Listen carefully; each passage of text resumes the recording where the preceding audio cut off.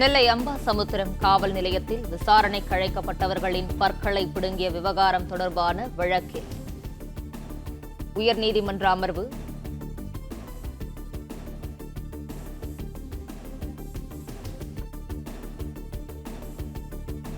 இதுகுறித்தான கூடுதல் விவரங்களோடு இணைகிறார் செய்தியாளர் சந்திரன். சந்திரன், வணக்கம். விவரங்களை பகிரலாம்.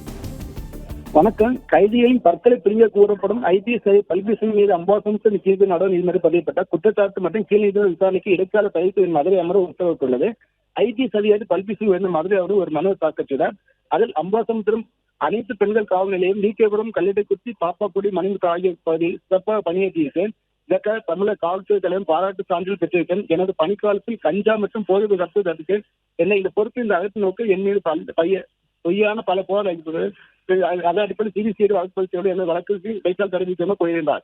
இந்த வழக்கில் நீதிபதி தமீம் அகமது முன்பாக விசாரணைக்கு வந்தது. அப்பொழுது மனுதாரர் தரப்பு வழக்கறிஞர் மனுதாரர் அம்பாசமுத்திரம் எல்பிஜி பகுதியில் கஞ்சா கடத்தல், கொள்ளை உள்ளிட்ட சட்ட ஒழுங்கு பிரச்சனை திறம்பட கையாண்டார். சவுதியின் பிரச்சனை ஓய்வு இதன் காரணமாக இவர் பழிவான நோக்கில் இந்த கொலை புகார் கூறப்பட்டுள்ளது தெரிவிக்கப்பட்டது. மனுதாரர் புதிதாக சேர்ந்துள்ள ஐபிஎஸ் அதிகாரி அவருக்கு தமிழ் மொழி முழுமையாக தெரியாது. மேலும் அவர் மீது தாக்கல் செய்யப்பட்ட குற்றப்பத்திரிகை நெல்லை மாவட்ட நீதிபதி மனுதாரர் தரப்பு இடைப்பாடு கற்றுக்கொள்ள ஏற்றுள்ளார் என மனுதாரர் தரப்பு வழக்கில் கூறினார். இதைத் தொடர்ந்து அரசு தரப்பில் சம்பந்தப்பட்டவர்கள் காவல் நிலையத்தில் வைத்து ஐபிஎஸ் அதிகாரி துன்பத்தில் உள்ளாக்கியுள்ளார்.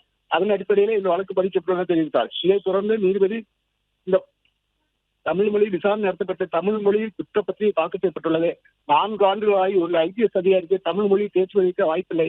சாப்பிட்டீங்களா, உட்கார்ந்து இந்த தமிழ் வார்த்தைகளா பேச தமிழ் மொழி தேர்ச்சி பெற்றதை கூற முடியாம எனக்கு அதே நிலையான கோரி தன் மீதான வழக்கு விசாரணைக்கு இடைக்கால தடை வைத்து நோட்டீஸ் அனுப்பி வழக்கு விசாரணை ஜனவரி மாதத்துக்கு ஒத்திவைத்துள்ளனர்.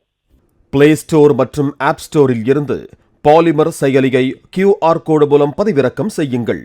செய்திகளை உடனுக்குடன் பெறுங்கள்.